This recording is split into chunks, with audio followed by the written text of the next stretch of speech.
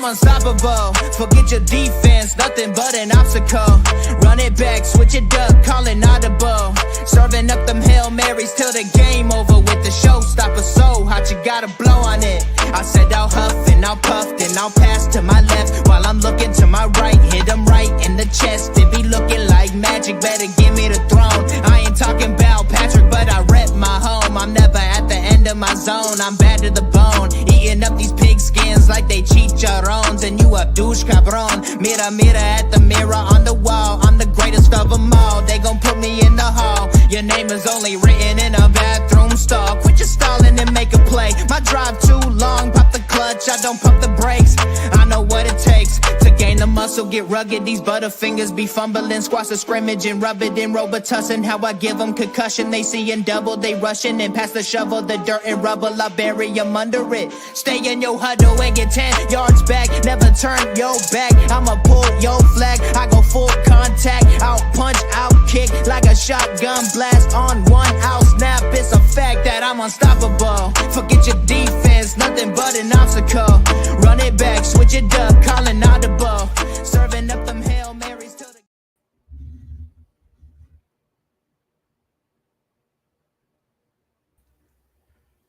We're back with another episode of Horseshoe podcast. And what's going on, guys? How you guys feeling since Sunday? I'm not feeling too well, but I did expect us to lose, so I'm not, not too disgruntled or frustrated. I am frustrated, but I'm not too mad about the game because I expect us to lose. So how y'all feeling? I'm not feeling too great. Like, I need to stop looking at all of the comments and all of the retweets. I really need to do myself that favor and stop looking at that, because boy, that gets me hyped up every single time, man. And if you guys notice, we have a new member that we added to the podcast, and his name is Ryan Van Dever. We announced a couple of days ago that he's going to be the fourth member of our podcast, and he's a welcome addition to the squad. So let's welcome to the show officially. Welcome to the show, man. It's a pleasure to have you. Thank you. And how you feeling, Mr. Austin AC? I mean, okay. Like, the game didn't go great. We didn't play great. We had a lot of mistakes I will get into, but just generally, I feel good.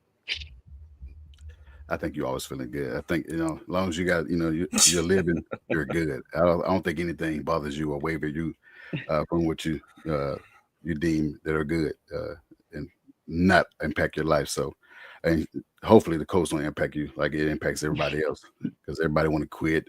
But yeah, I'm not gonna get into the game yet. I'm gonna go ahead and address, or let's go ahead and talk about Fan Battle Sports. That is our website where you can find all our podcasts, you can find our merch, you can find the articles that I'll be writing pretty soon. I know I say that every episode, but I'm gonna get to it. It's just that sometimes time don't permit me to do it, but I will get to it, and you guys can see all the wonderful articles that I put together. You guys can support it. So yeah, check us out on www.fanbattlesports.com, where you can find everything coach related. Forget about the other teams that are sucking our division, because you only care about the Colts, and we're the only team that's meaningful and that you can care about. So yes, check us out on that. And we'll get into these comments before we get into anything necessary with the Colts, and that is Sean said, "Hey guys, as always, welcome to see you in the comments." Referees, they didn't help. Yeah, as always, like that. It's always a game with the Colts that the referees always decide whether we win or lose, even though we played against a team that was like 9-1 or 8-1, whatever the record were. Just let the team that was the underdogs play, and they didn't do that. They impacted the game, made it boring for us to watch. And Teresa, she said, "Good evening, fellas. Good to have you, Ryan." Yes, thank you, Teresa.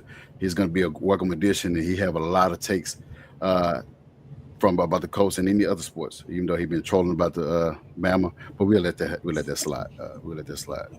I won't say too much about it. But we're gonna go ahead and get the name of the name of the show is who's responsible for this loss. A lot of people blame the quarterback. A lot of people blame the receivers. A lot of people blame the defense. A lot of people blame Chris Ballard, and a lot of people blame the refs. Who do you blame? This is for everybody, on the show, people in the comments. Who is responsible for this loss?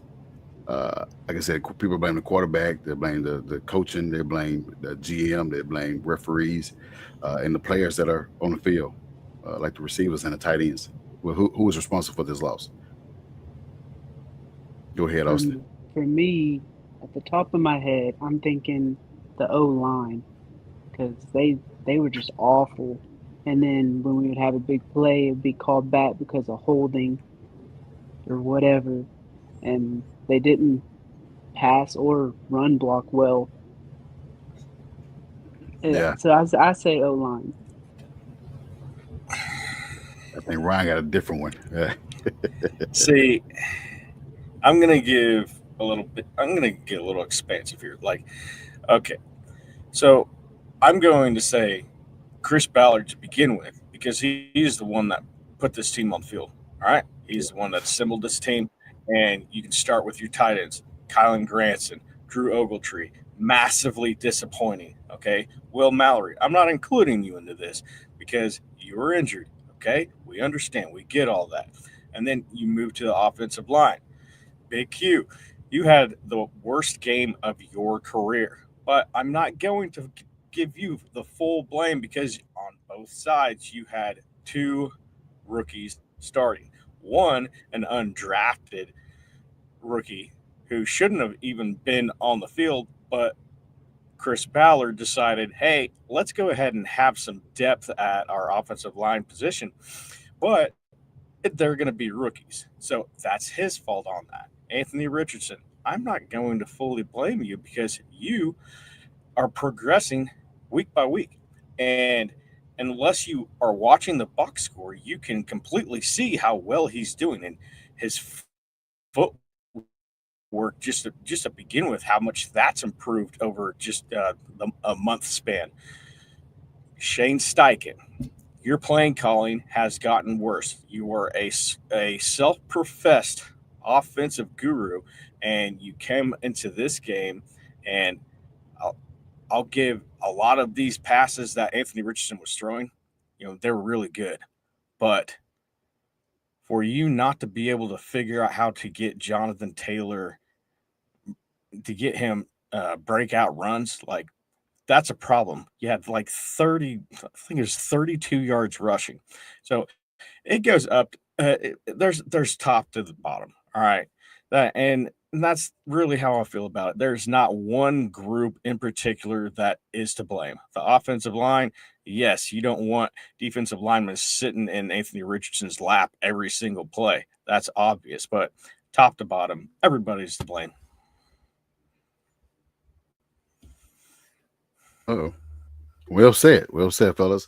I mean, like I said, it's a list of people that you could blame for this loss. Even like I said, despite us, most of us got us losing, and despite the world having us losing, we was underdogs, and rightfully so. They have a good team with a lot of weapons, especially with the running backs. And also the receivers. We let Tim Patrick. I think he was injury prone for the past couple of seasons.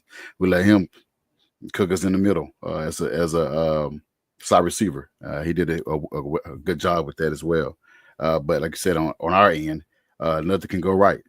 Anytime that we could have possibly had momentum, it was taken away from a penalty. It was taken away from drops, and it was just unfortunate that those things happened to where it set us back. Even just being down at halftime, I think about 8 points. I think we was down 8 points at halftime, and then it just could never get anything going in the rest of the game. We only scored 6 points. That should tell you right there. But I mean, it's very frustrating when you don't put a game, you don't put a full game together as we did last week against. I guess you win against a 3-win team, but nevertheless they put a game together last week to perform, and then come this week at home in front of all your fans and alumni, and you went to bed, and it was just disappointing. But hopefully they get that shit panned out. Excuse my language. Get that shit panned out, fixed up, and before you get to go to Foxborough next week, and it's cold weather. It gets a rivalry that nobody likes, especially West. But another thing that we're going to talk about is our backup center, our rookie Tanner. We got news. It was yesterday that he was placed in a concussion protocol, which is it sucks because we already down one of our centers and Ryan Kelly. So now we're down to our third center. I think they said could be Dana Penner, can be moved up to that slot to take over to be the third center and this year to play this year. So that's we're very, very thin on the offensive line, and our GM has been the guy that's loved the depth, the word depth, and what we're dealing with right now is it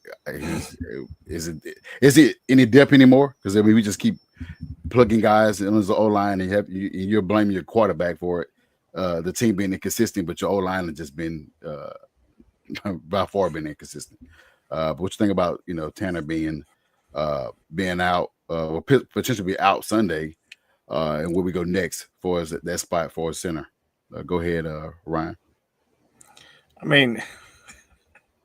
I think this team is right in smack dab middle of a Murphy's Law type scenario right now. What can go wrong will go wrong, and now we have Bartolini that goes down, and Pinter. Haven't heard that name in a while. He's going to be coming into this game, and the last time I watched him play, I turned the television off because it wasn't even watchable. So now we're going to have Big Q who struggled, and we're going to have Bartolini out. We're going to have basically a third string center starting. The only thing that's really going in our favor is the fact that the Patriots don't have a great pass rush. If we were going up against, another team like the Lions, I'd probably be more worried about it. But I'm still worried about it, but not to the depths to where I'm worried for Anthony Richardson's life. Gotcha. Because they trade Judon to the Falcons. Yep. In offseason, so that definitely helps because he was a game worker 2 years ago in Foxborough, and it caused Frank Wright to get fired. So, what's your thing, Austin? Yeah, obviously we hope Tanner is okay and maybe passes concussion protocol before the game, but that's not very likely. So if we have to roll with Danny Penner, we got to roll with Danny Penner because that's what we got. I just hope Bernard Raymond is back or Ryman, whatever, because just to have another starter back on the line after losing one would be big. Not that Matt has been terrible, but he's not what Bernard is. So. Yeah, you said having a new left tackle, a new center, a new right guard. That is, and maybe Glowinski gets in there. I don't know how good he'll be, but he knows the offense, so maybe he'll be better than Tucker because Tucker's had 2 straight bad games. It couldn't be any worse than Tucker, that's for sure. Yeah, I'm glad you mentioned that because we did sign, Matt Glow last week, and it was last week. This week was it? This week? Last week? Last week. I think it was before Sunday. The game, right? So yeah, but they signed him to the practice squad, and he could possibly be in the lineup, Sunday. He's needed, desperately needed because our right guard position been bad for a long time, and we definitely need him because it's a triple effect when you have moving parts on your line. You get, like I said, left tackle, new center, new right guard. So it just makes Brady Smith's job much tougher. It makes our Quinn Nelson, our All-Pro guard, his job more tougher. So you definitely want to have consistency at that position because it's just been having new parts. It just makes the job tougher for the quarterback. You know, he's been pressured with 46 times, I mean 40% on 46% on Sunday against the Lions, and they know that. You know, every team is going to do that. They're going to continue to pressure him because he is a young quarterback. He only had about 10 starts in 2 years with this team. He's still developing and learning that position. Because he don't have a lot of experience. So teams are going to do that. They're going to throw everything at this guy to make sure that he's, you know, nervous or jittery in their pocket. Like I said, Ryan said he showed good footwork, but when you have a line as depleted as ours, team's going to continue to apply that pressure to him. Luckily, he hadn't been sacked on Sunday because he's able to move out the pocket with his leg. He's actually got more rushing yards than JT. On Sunday, which you don't want to see that. But, I mean, if that's what we got to do to get the offense going, then so be it. I mean, in reality, Jonathan Taylor would have had more rushing yards, if it wasn't for that 21-yard rushing play that was came back from penalty. I mean, step on your toes plenty of times. Why not? Yeah, it's just, oh, look who's there. Oh, boy. How's it going? It is. We're glad to have you back, man. We was talking about the impact of losing Tanner and who we got on the line so far, which Danny Penner will be our new center, along with Tucker and having hopefully get Bernard back. Nice. So what's your take on that? You know what? Everything is going as planned. We are doing just enough. To get Chris Ballard. So to me, like everything is tracking on this. Anthony Richardson still looks good, he's growing, and the Colts are not doing enough to make the playoffs. And that's all I ask for. Because surely I'm ready to do whatever it takes to secure that firing of Chris Ballard on that last week. I understand how you feel about Chris Ballard. Hey guys, this is Harish. He's You're pessimistic Colts fan here. How's it I going? would ask you how you doing, but you already told us when you came in, and told how you feel about that. But yeah, I mean, we got a new center coming in, and another injury that we got that could possibly hurt us as well, and that's Josh Downs suffering a shoulder injury. On Sunday, I think he did continue to play, but they said they could be missing some time. Definitely another tough blow that we're having on our offense because he's having a great season to that point, and to possibly lose him, could be damaging for our offense. When you have a guy like him who's definitely a great route runner, and he does a lot for this offense, and to possibly lose him moving forward with next couple games left, they're all winnable games. Definitely going to hurt us. If anybody want to touch on that, his impact and losing him, I'll let Harish go since he's just coming in. Man, it's tough, man. Josh Downs he's probably the best wide receiver on this team. No, not probably. He is the best wide receiver. And lose a guy like him at the impact that he has, it's tough because now you have guys that can do things, but you don't have that one. You don't have a guy that can go out and be the guy that you need him to be, and I think that's what Josh Downs has turned out to be. He's turned out to be the guy for this wide receiving core, and everybody else just kind of has pieces of receiver. But yeah, that's a big blow to this wide receiver core, and it's really turned into a safety net for Anthony Richardson, tight ends on the team, which Teresa has pointed out. Like the quality of the tight end position in this team is borderline embarrassing. It's bad. It's bad. It's really bad. So yeah, it's a big blow to this pass. But when you lose a guy like Josh Downs who's been consistent in the offense, it's definitely tough. We have to go back to the drawing board and it's going to be more AD Mitchell going forward, which I know a lot of us want to see. He definitely had, good game 2 weeks ago. Last week he didn't have Sunday he didn't have a good game, but he didn't have the targets either.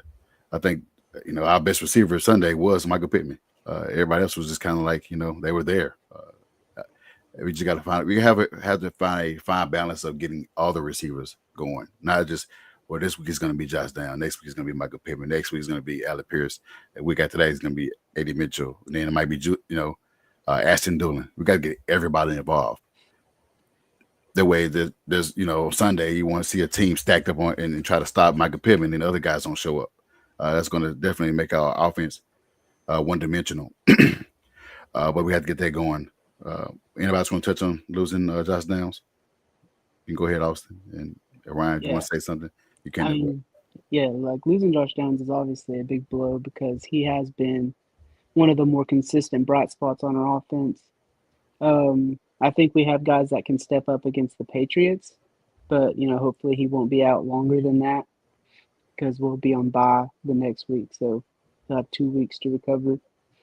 And they say it's not like a serious injury, so it's obviously a big blow, but hopefully it won't be too bad. What was it? Did he have an MRI? Like, what was the diagnosis? They said it'd just be week to week. Okay.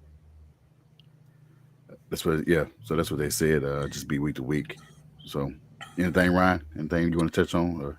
I think the biggest thing to talk about with Josh Downs is he's been the most productive wide receiver on the Colts, and with the inability for the Colts to drum up anything successful for any tight end on the roster, and the lackluster talent that is on the roster in the tight end position, it's all going to turn to Michael Pittman. I also saw some rumors today that I laughed about because apparently these news outlets that are writing these articles don't realize what kind of general manager the Colts have in Chris Ballard, talking about bringing in Michael Thomas.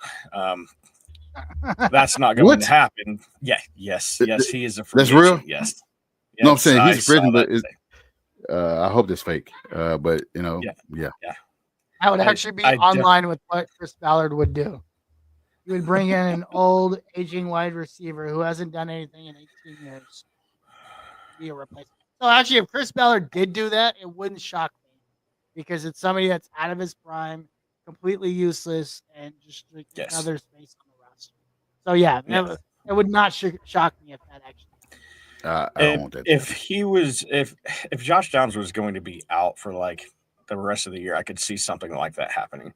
But this is what is called a bold move in this profession, and every Colts fan knows Chris Ballard does nothing bold. I don't think he puts Tabasco in his coffee or anything like that. He wakes up in the morning, just has his cup of Joe, and goes on with his day and wonders, how can I piss off every Colts fan in the world today? And he does that in turn. So Josh Downs, Michael Pittman had probably his best game that I've seen so far this season, production-wise, but he's battling through injuries as well. I don't know. I think this is going to hurt more than people realize, because without the tight end production, and then with our offensive line, how bad they're playing right now, so we don't have a run game unless we're running Anthony Richardson on quarterback draws. We're not – the production is just going to go down even further, and I'm not sure how we're going to be able to be successful with Josh Downs out, even though he is week to week. But, by all reports I've seen, he's definitely going to miss this game. So it's going to be interesting to see what Shane Steichen can drum up with this offense. If anything, if you're going to sign a receiver that's on free agent, I'm not sure these guys are all free agents, but if you're going to sign a guy with the same type of production that Josh Downs can bring, I will go get Paris Campbell or Zach Pascal. Those guys, I won't get no guy like Michael Thomas. We got those guys already. We got that's Michael Pittman, that's Alec Pierce. We don't need the same guy that does the same thing. We need a guy that's a slot receiver, and Paris Campbell and Zach Pascal can play in a slot. And those guys being in your offense, being on your team. What you say, Harris? Is Paris Campbell still? I think he's a free agent. I think he's on the Eagles. I think they cut him. Did I they? can double Yeah, check that. they cut him. Yeah, they cut him. I think I can take a look at that just to make sure that But I would go get him. You know, he's only going to be. He might get resign. I guess they brought him back. They brought him back. Balor's digging deep into his grave anyway. He's bringing old guys. um, yeah, that's definitely tough to lose him. And hopefully we can get him back as soon as possible, especially if we try and get him a run.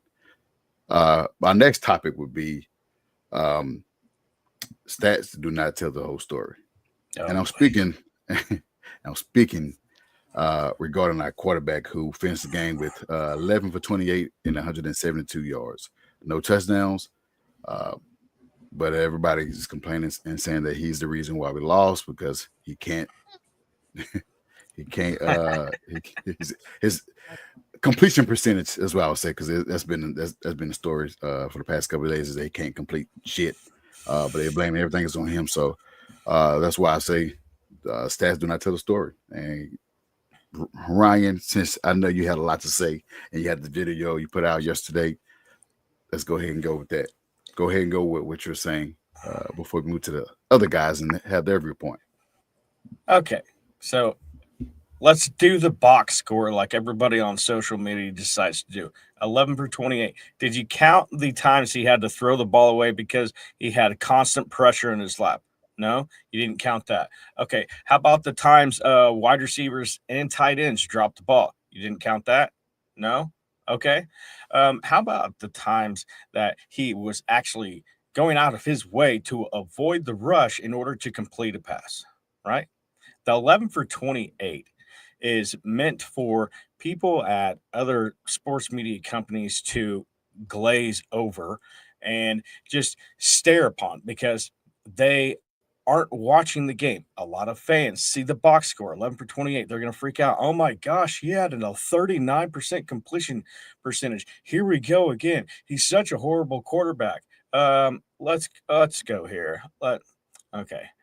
Indulge me for a minute, guys. So you have a lot of these people on Twitter saying that he shouldn't be an NFL starter. See, he's proven that he shouldn't be an NFL starter. Let me ask all of these people a very specific question, and you can leave your answer in the comments. All right. How is Anthony Richardson not proving to be an NFL starter right now? Do you think that Joe Flacco would do any better? The answer to that is no.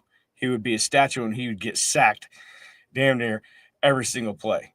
Like, I don't think people are understanding the difficulties that Anthony Richardson is having to deal with. Like, you have a 40-yard pass. Ashton Tulin can't keep his feet in bounds. You have a wide open touchdown to Drew Ogletree. He drops it, and then the next, you walk away with a field goal, and then you're constantly getting rushed by Aleem McNeil because Dalton Tucker doesn't know how to be a right guard. You know, it's just crazy how the narrative is constantly the fact that the Colts do not have a quarterback. They need to let go of Anthony Richardson. He's 22 years old, guys. And the fact that I can see him constantly growing, constantly progressing within the offense should tell you that the future is going to be bright, but you're not going to have a bright game if you constantly are shooting yourselves in the foot with penalties on big plays. You know, whether it comes from Anthony Richardson, whether it comes from Jonathan Taylor, or your wide receivers catching the ball and then getting that 20-yard penalty on it. Like, you're not going to win with any quarterback in the league when you are having these miscues. I agree. Go ahead, Austin.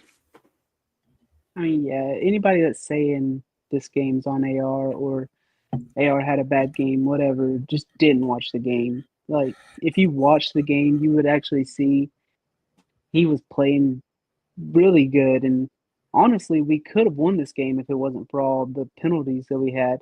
He would have had about 100 more yards just based off the plays that we ran that got called back.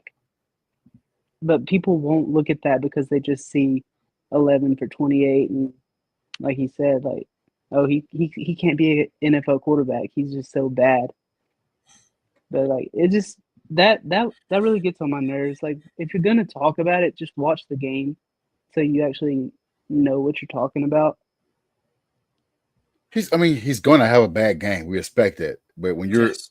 have a game like we see on Sunday, where the guy was having a great first quarter, and then even some parts of the second quarter where again chunk plays that were there that was caught, especially by Alec Pierce, and the one that Josh Down had where I think it was a pick play. They called a pass interference. It called a hold. It was a lot of things that happened to where you see the numbers that look like, oh shit, he played bad. He had 11 for 28.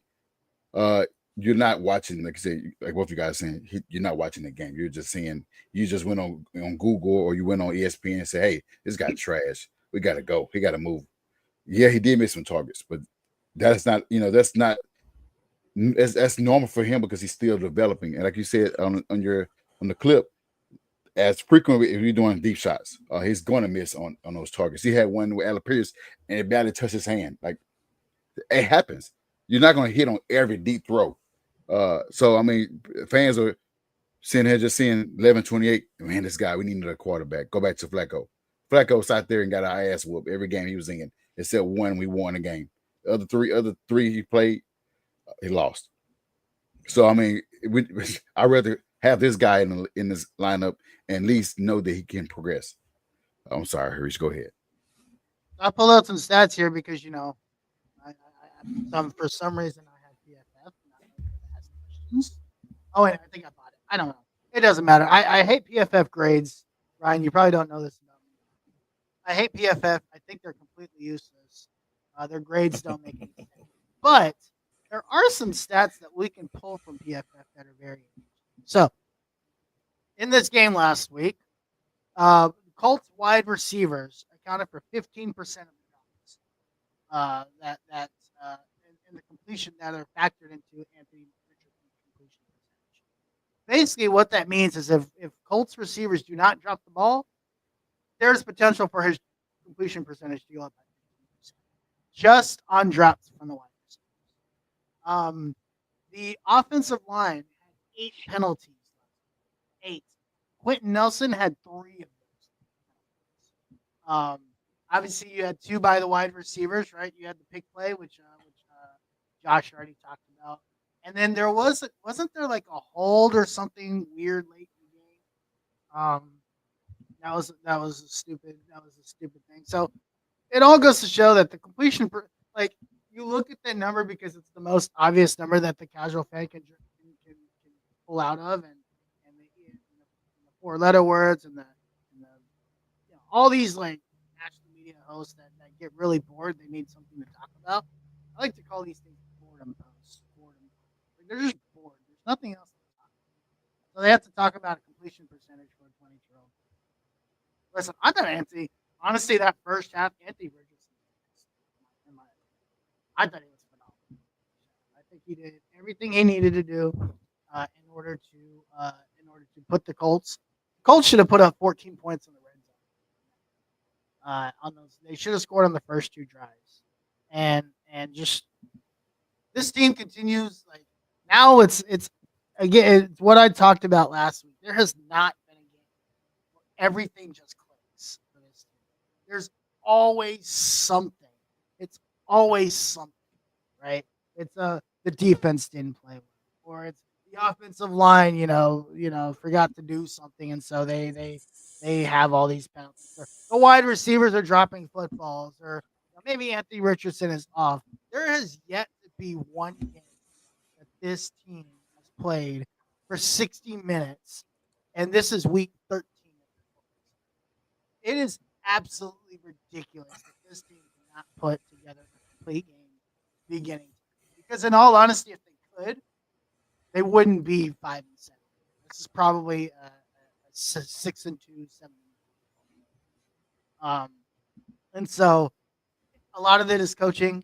A lot of this is GM, just not putting the right people on this team and making sure that the right people are in the right places. I still feel like this is just a bunch of guys put together. I don't like a lot of guys are going like, I'm just going off on a rant because I'm on fire right now. But a lot of guys are just like, um, when you know as a fan that your football team is good, like you can feel, man, this team is really good because they're clicking on all cylinders. They like each other. They enjoy being around each other. They work together. They fight for each other. And I just don't feel that chemistry with this team. I just feel like every time they step on the field on offense or on defense, it's just 11 guys that go onto the football field and they hope something happens. And if it does, it's great. And if it doesn't, it's like, well, we're just 11 guys who go on. That doesn't. So it, it's just the roster construction of this team that pisses me Yeah, off the most. we Because definitely know. never felt like this team. We definitely know how this roster being what it is, and it's definitely concerning going into year 9 next year. With all season that's we don't full of unknowns. We got free agents, guys that are free agents, um, and we need it for the roster. I mean, and we can't depend on this guy to build his team in going on year 9 because he haven't done it in 8 years. He did draft the guys and he did re-sign the guys that he drafted, but we need more. We need certain players to get us over this hump. We tired of saying the same thing each year in offseason. Tired of saying the same thing on these podcasts, saying we didn't do enough in free agency. We didn't do enough on the O line. We didn't do enough on receiver. We didn't do enough on the back end for us the secondary and safety. We didn't do enough in the linebacker. We keep saying this every episode or every season with this guy. He's been doing the same thing. He don't see what we're seeing. He's watching. Clearly he can't be at practice. And if he is, he's selling the team and selling the fans some BS. He's definitely a good ass car salesman because he know how to sell lemons. He know how to sell a bad car with bad engine, a good car with bad engine. And that's what he's been doing, selling good cars with bad engines for 8 years, and we all been buying it as is. And he got to go. And that's just how I feel. I know how some of you guys feel the same way, but he's just been selling this team false dreams and false hopes, and we just got to get rid of him and have a new face and see how this next era are going to be because this guy here is just not it. Like I said, and I'm not the one that just say fire, but that's how it was with Tobogano. That's how it was with Ryan Grigson. Now I am with Frank Wright, and now Chris Ballard because those 4 guys was Harper people. You just we had talent on the field that got us by. When you had Andrew Luck and T.Y. Hilton getting us by for the first 3 years of his career, and then after they just been shitty. So we just we need new faces. By the way, just another stat out there. Between the interior linemen, they accounted for 16. Say it again. Yeah. Quentin Nelson and Dalton. Both of them 8 each. It's absolutely disgusting. Like, all the pressure came through the interior. I think what was that? What was it? The defensive tackle, Elite, was it Aleem or something like that? The interior defensive line for Detroit. I forget his name, but he was destroying that interior on both ends. Quentin Nelson was out there. Quentin Nelson looked like a rookie. He was terrible. And that guy gets paid like $100 million, and that guy was awful. He's been awful for most of the season, quite honestly. Whether it be penalties, giving up pressures. Like, I don't know what his problem is, but he's been terrible. Like that is not the expectation I would have for $100 million guard that we spent the number 6 pick.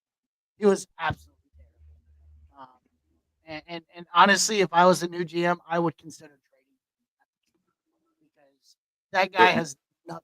You're speaking far from the mic, but I think you said we need to get rid of him. Yeah, I mean, you need to trade him like for that amount of money and the value that we've gotten for him since he's been paid. Like it has not paid out. Whether it be injuries, poor play on the field, like Quentin Nelson. Like when you have a guy like Quentin Nelson, the expectation is up here, and the level, and you talk about ROI, like the return of investment on him is not outweighing the amount of money. I mean, and that brings us to the next topic. You already touched on it already. I let the other guys touch on it. Should we be concerned with Quinn Nelson? Like I said, with the penalties, I think he had 4 penalties Sunday. I think he had a holding and he had illegal hands to the face. It's just unnecessary. I mean, took the whole guy helmet off on Sunday. He says not, I don't know. I forgot what his response was when they asked him, when the media asked him what is going on. I think he just said this, I think he's, he don't really, he's always blunt with his. He just say whatever and then move on. But is there any concerns with him? Is it age or he's just tired of just carrying the offensive line because he's probably the only consistent one on the line that has been hurt for a long period of time? Is it concerning? I think Ryan mentioned yesterday he just having to carry new parts on the team on the offensive line. So what you think, Austin? Yeah, for me personally, I'm not worried about Quentin Nelson just yet. I think, having 3 other rookies on the line isn't helping him at all. I feel like he's having to do more than he has had to do before. Yeah, he struggled, but I think he'll be fine. I don't think this is where his career is heading. So for me, I'm not worried about it.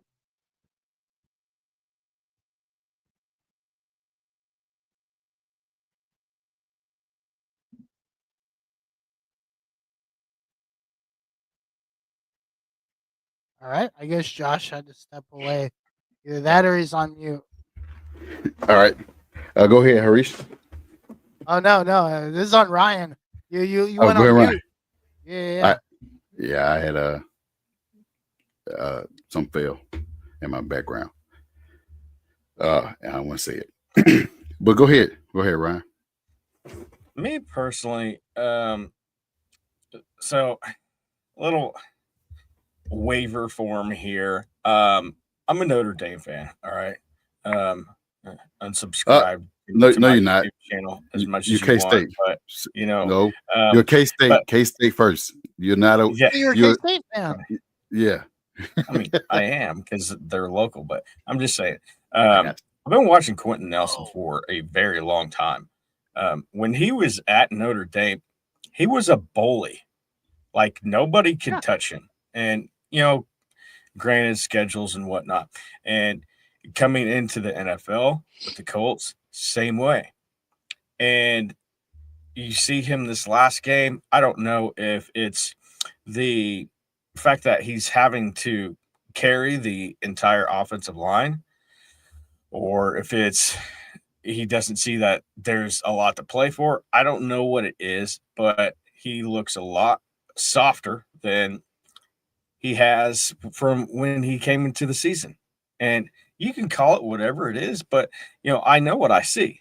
And when it comes to box scores and when it comes to your eyes, there's one thing: your eyes will never lie to you. They will tell you what you see. And right now, I see Quentin Nelson is soft, and something needs to happen. He needs to figure something out because that entire offensive line is going to run off of him because he is the only constant veteran besides Braden Smith.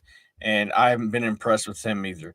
Like when this offensive line is fully healthy, it's a top 10 offensive line. And now it's probably a bottom 10 offensive line. And you're not going to get much improvement throughout the season. I mean, we spoke about it earlier with a third string,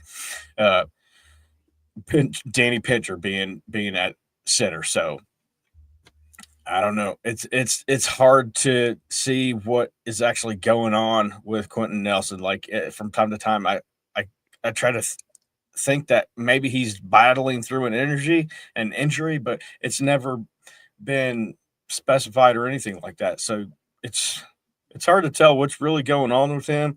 But that offensive line needs him to step up and toe the line because otherwise, Anthony Richardson and Jonathan Taylor, they're just going to get destroyed week in and week out. Yeah, we definitely want. He's tracking on pace at this point to be like half of the snap counts that he had basically like any year that he plays. And 2 years ago, he was pretty bad, right? That's the year, the Matt Ryan year where the entire offensive line was bad. Yeah. He's tracking to have that type of year. So 2 years ago, he allowed 31 pressures, 20 hurries, allowed 5 sacks and 6 quarterback hits. This year, he's got 15 pressures, 8 hurries, 6 hits already on the quarterback. So he's allowed 6 hits on Anthony Rich on the quarterback this year so far, and 1 sack. So he's pacing to with, and he's got 10 penalties, which, by the way, is the most in his career Yeah, for a yeah, season. And yeah, we're not even halfway through. We're just a little over. Yeah, I'm gonna go over some comments before we move to the next one. We got Teresa said AR didn't get sacked because he played well. I mean, yeah, it wasn't for his legs. Definitely, he'd be sacked a lot. Rex said Tucker shouldn't be starting the rest of the year. I agree. He definitely played bad. Lavelle said Richardson throw like a drunk unk. I mean, he does throw some. His passes are kind of go with a lot of heat to it. We all know this right here. Gus Bradley got to go. If Shane goes, then so be it. Ready to win. I mean, yeah. Sometimes I feel like Shane is over his head, and he probably don't recognize that or realize it because he tried to do too much, like Frank Wright used to. If Shane leaves, who would you guys want to replace him? Ben Johnson. Ben Johnson. Ben Johnson. Ben Johnson is my number 1. You know who my number 2 would be? This might be an unpopular take. Mike Vrabel. Don't say Rex Ryan. Mike Vrabel would be my number 2. For real? I was just joking. I would love Mike Vrabel. Okay. I thought Mike Vrabel was great in Tennessee. He just had a stupid front office. If you compare Mike Vrabel with a good GM, he's not a bad coach. He's going to get that defense playing. They won't play like a bunch of little sissies. We would need a really good OC, but I agree. Our defense would definitely take a step forward. Yeah, he would need to hire them. I think Mike Vrabel. I think players answer very well to him. I think that's a guy that players rally around. Clearly, the Titans players loved Mike Vrabel, the front office. That's an interesting I definitely invite Vrabel because I don't want him trading. We don't need trading. Josh definitely need that. Hey, we were playing the refs and the refs won. They definitely did. Yeah, Alec Pierce. Just saying. Well, let's go ahead and before we get out of here, guys, and we might miss out on some couple other topics that we have, but we're gonna go ahead and address this media beef that that's been going on. A lot of guys, I know y'all have Harish had his opinion. I have mine, and the other 2 guys, y'all have yours. But what y'all think about the beef between our former punter? Fill me in. Oh, okay. So the past couple of weeks, I've been busy.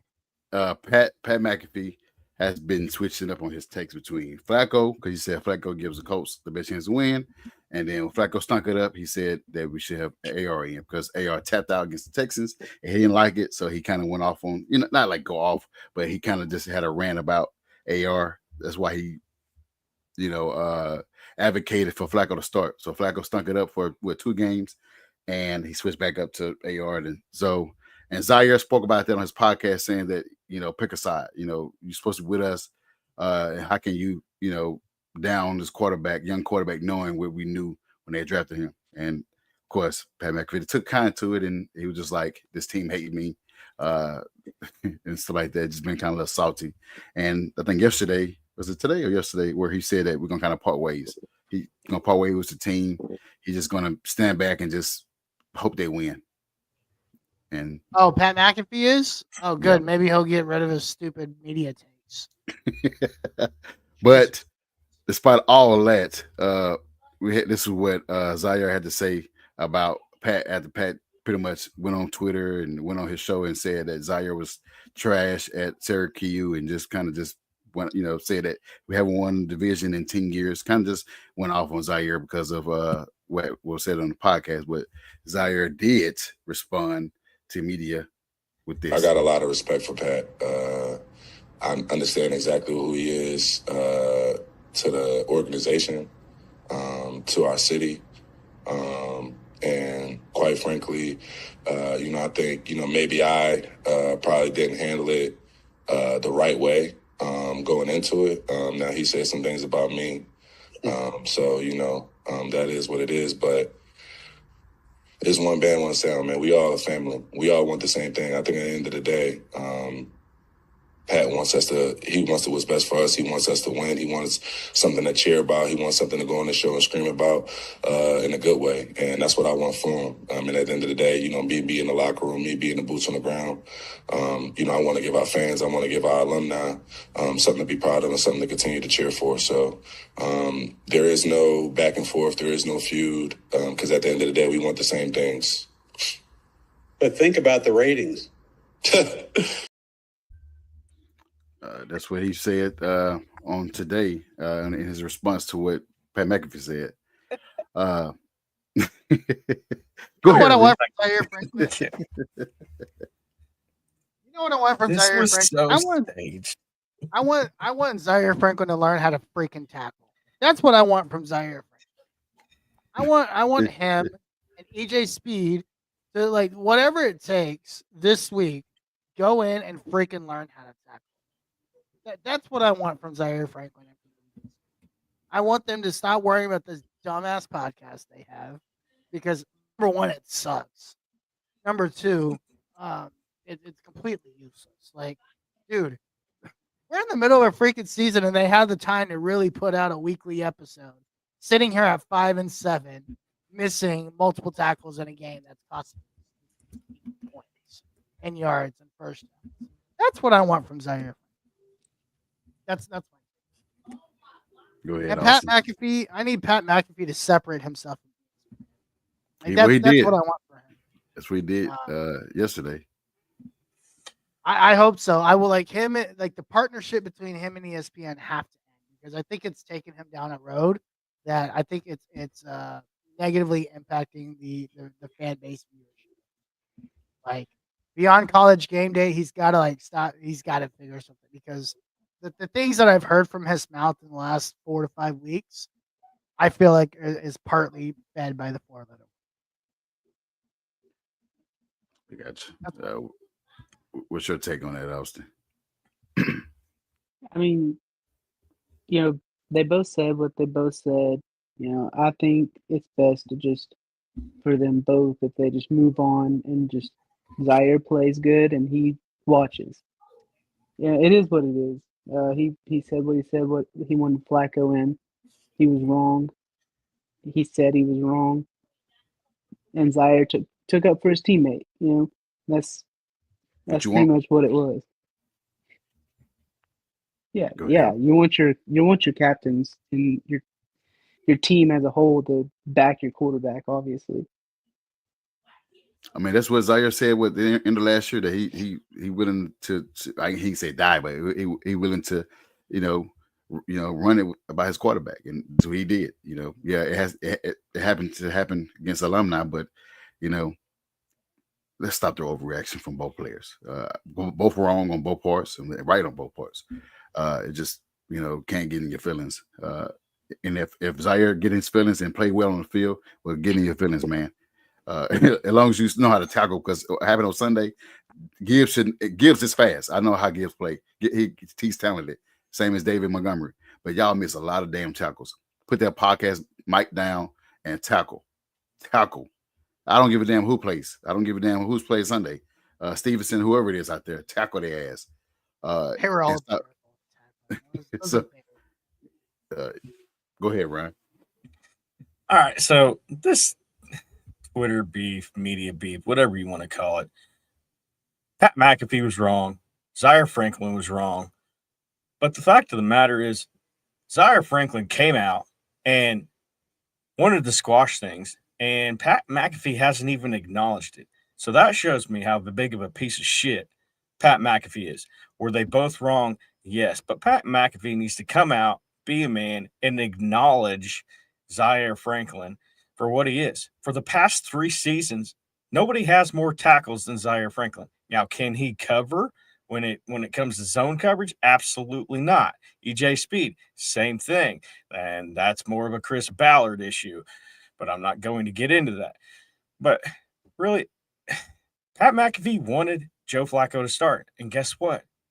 Joe Flacco started and everything went downhill.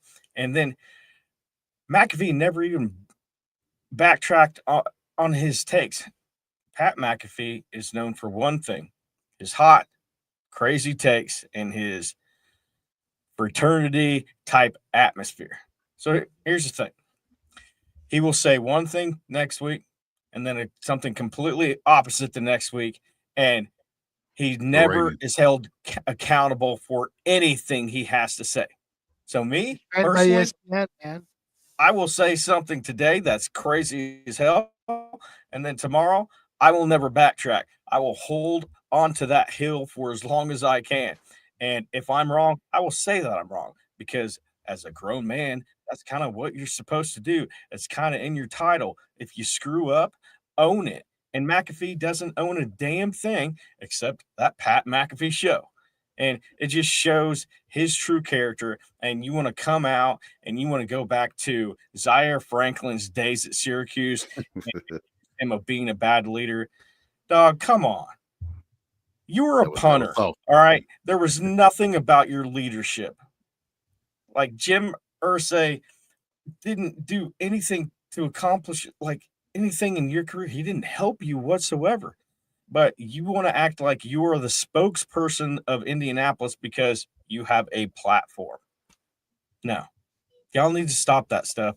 If you want to squash it, squash it. If you want to keep talking about it, keep talking about it. I don't want anything to do with you when it comes to the Indianapolis Colts because your takes are outlandish, and all season long, all you've done was drum up drama for the Indianapolis Colts. And who knows how big of a distraction it's been in the locker room. And we won't even know that answer. He's all about the ratings and views. I mean, when the Colts are on, he's saying the Colts are going to win the Super Bowl. When we lose or stink it up, he says how trash we are. Like, I mean, he got so butthurt. He was like, he'll take the Lions by 50 or whatever you said last week prior to the game. That's how butthurt he was. Just got both. Just separate from the team. You just do your media take and just do your thing. Like I said, he's an entertainer. He does everything. He's podcast. He wrestles or commentates for wrestling. Whatever he does, do that. And I'm gonna support you no matter what. But just don't switch sides. Don't say, hey, Flacco give us a better chance, and then once he stink it up. Then you say, hey, let's put AR in. Was he wrong about his take about AR tapping out? He's not wrong. Nobody's wrong. Everybody that spoke about that was correct. We didn't see that. I never seen a quarterback tap out and say he was tired. And we all know how we feel about that. Yeah. And I agree. I mean, just got to just separate and just move on from the things that was said. They're grown men and suck it up. Hey, play. Zaire need to play better, and Pat McAfee need to shut the fuck up sometimes, and move on. And Zaire need to shut up too. Yeah. But real quick, guys, go ahead. What exactly did Pat say that Zaire got so butthurt? About he just needs to pick a side. Is he going to be for Indy or he's not? Because they say that he should understand what a quarterback, a young quarterback goes through. Oh, okay. Yeah, goes through. And the way he talked about AR after that Texan game, he didn't take kindly to it, and he just took up for his teammate. Okay. Yeah. No, but what do you want your teammate to do?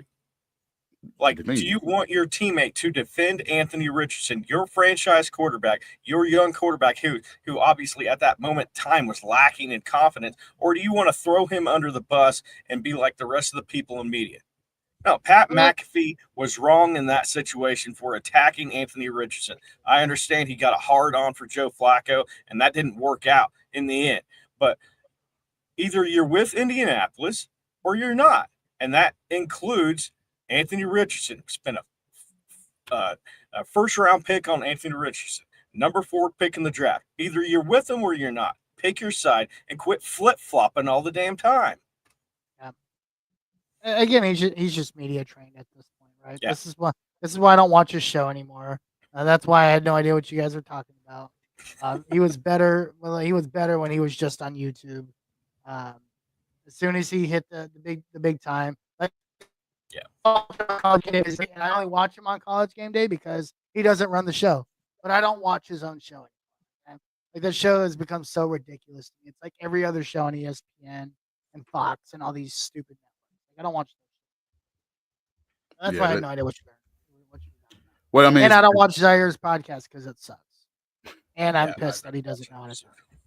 it's just been everywhere, man. They just talk about, um, those guys going back and forth. I didn't know who Zaire was talking about until, because he didn't say no name. He just said media guy. So I assumed it was Pat McAfee until Pat McAfee responded. I'm like, oh, he's talking about Pat McAfee.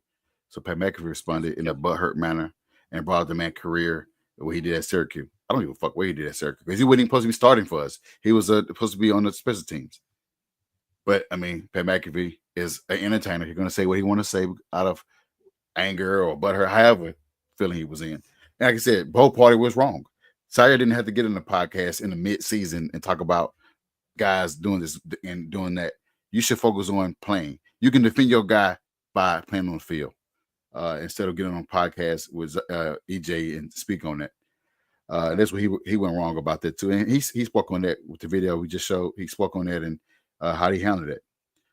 But we're gonna get out here pretty soon. And before we get out of here, real quick, can the Colts win out starting Sunday? Can the Colts win out and somehow win his next 4 to 5 games and somewhat make a playoffs? But just win out. Can we win out and somewhat do something for a change?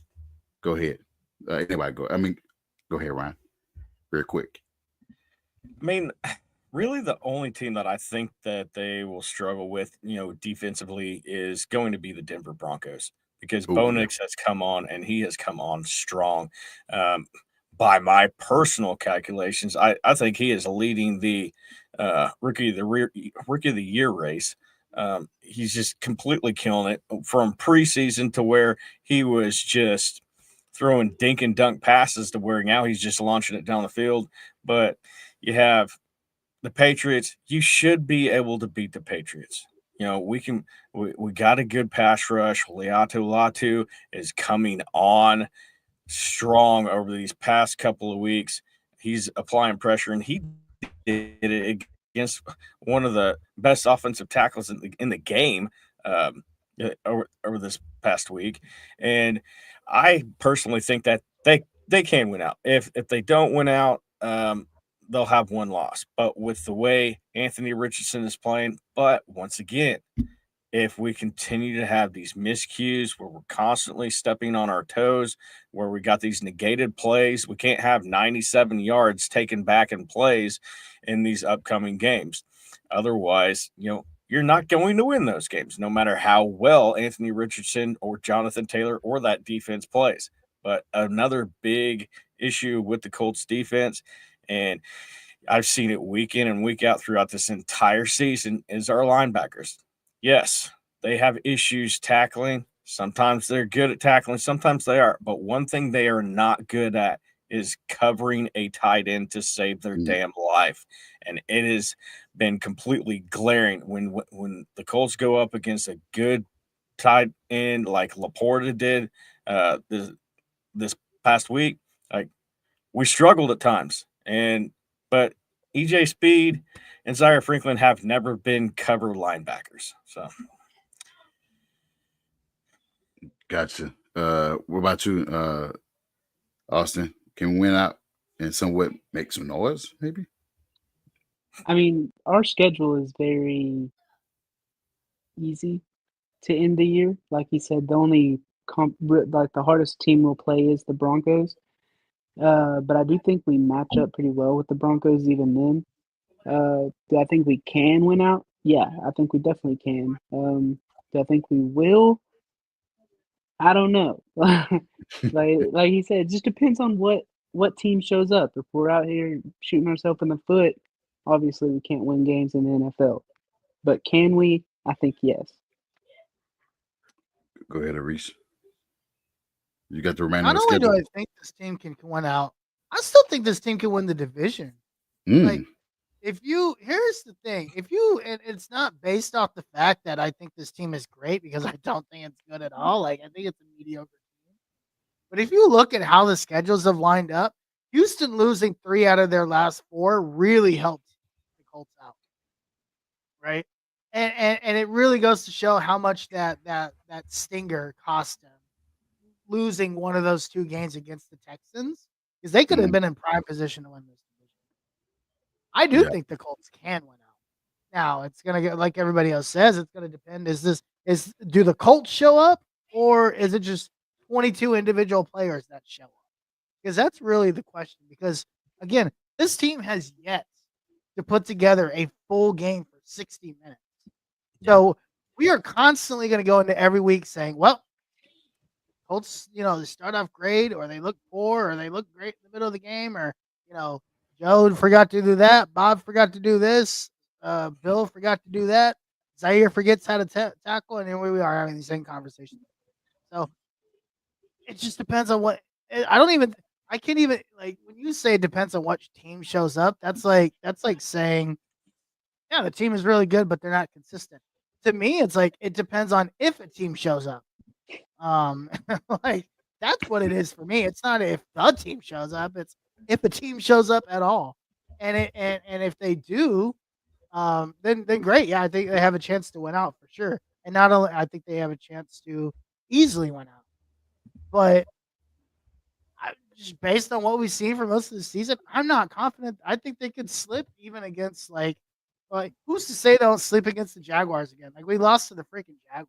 Like this team is on pace for a number 1 pick, and we lost to this team. Like, yeah. I mean, I wouldn't be surprised if we slipped one of these games. Just because this is not a football team. I have zero confidence in the chemistry of this team. So because we had to go to New England, I wouldn't even be shocked if we lost this weekend. To be honest, It's possibility. Nothing surprises me with this team, just because of the state that this team plays in. But if they won all 5 games, I wouldn't be surprised. But it just depends on if the team shows up or not. Well, go ahead and go with your predictions for the next game.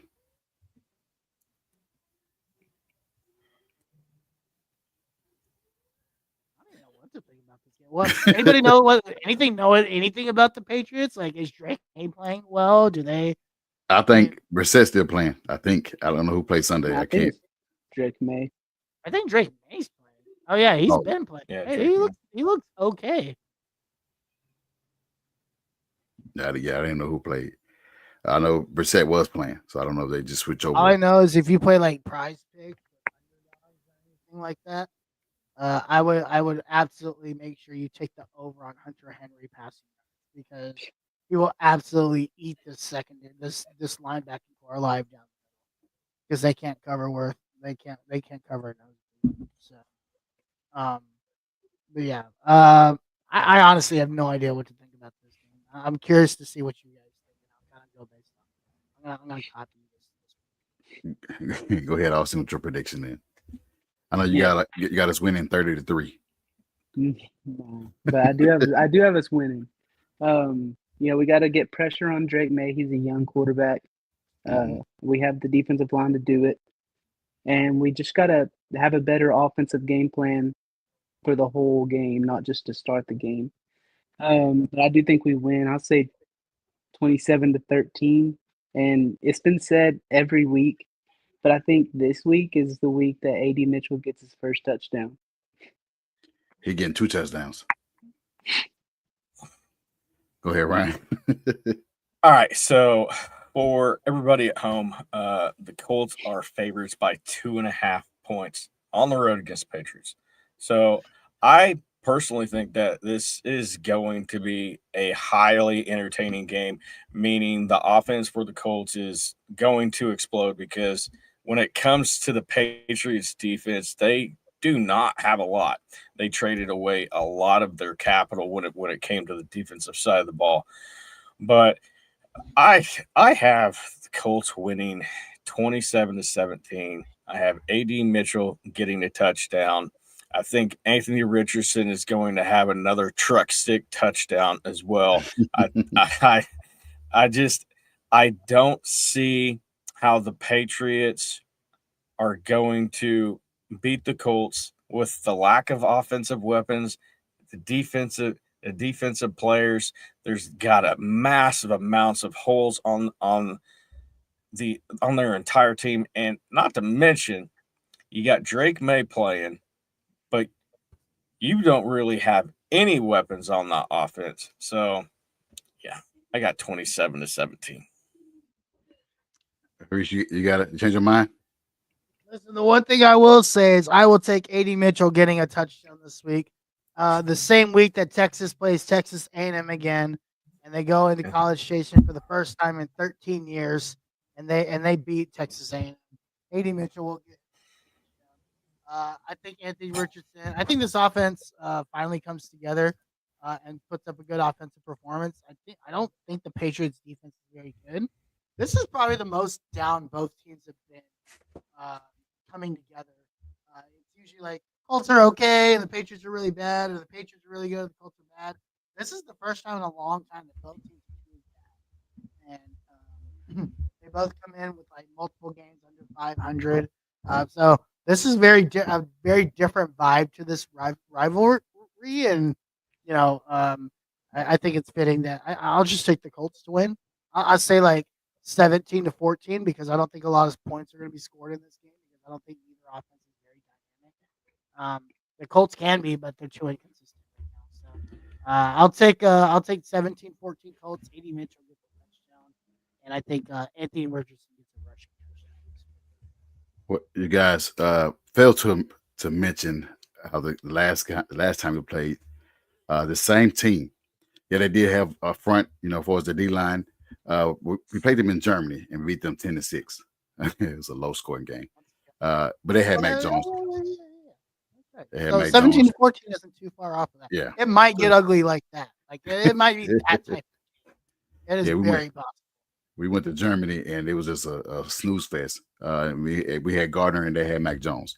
Gardner's not there, and so it's not Mac Jones. So they got Drake May, and we have Anthony Richardson. Who knows what type of offense that we employ come Sunday, as well as them. And they got a rookie quarterback. They're 3-9, and we're 5-7. So both teams are on the downwards for us record wise. But I got us winning. I think it's 20-13 or something like that. I got us winning 20-10. Because I don't think Mayo, Gerard Mayo, he's a good coach. Just young. This is the first time being a head coach, and he just figuring this thing out. And just having him being a rookie head coach and having a rookie quarterback as well. I don't think it's the time for them to win this rivalry against us. I think Coach win 20-10. And that's going to be it for the rest of the show. I know Teresa said, always great show, guys. I hope y'all have a happy Thanksgiving. And to all the fans all around the world, Colts fans, whatever fan you are at sports, have a happy Thanksgiving. Have a lot of turkey. And be prepared for a Sunday rivalry versus the Patriots. The one thing that I do agree with when it comes down to Chris Ballard is that he said the rivalry is on. He just forgot about that with his team. But we're gonna go ahead and get up out of here, and we'll be here next Tuesday. Do we have a Monday night game anywhere for us division? I hope not. This division's yeah, we don't need any more primetime games because none of our teams can win on primetime. We know the Texans are fraudulent now, so we don't have to. Yeah, by the way, they lost to a 2-win team on Sunday, and they were supposed to be projected to be a Super Bowl contender team, and they're not playing like it. They're playing like Alabama did on Saturday against Oklahoma. I didn't want to say. Since you want to bring that up, well, hey, we know another team that likes to play like that. Oh, by the way, let's tack on another win that Texas has against not bad teams that the rest of the Mississippi. We can't relate to any of you guys. Just I'll let you and Ryan talk about this after the show. But we're gonna get up out here, guys. Y'all have a good one. Have great holidays. Happy Thanksgiving. We'll see y'all next Tuesday, hopefully with the victory, because we cannot lose to the Patriots. Somebody always get fired losing to the Patriots. So we're going to get up out of here, guys, and see y'all next week. That could be Chris Ballard, and this might be a blessing in disguise. All right, guys. On one out snap, it's a fact that I'm unstoppable. Forget your defense.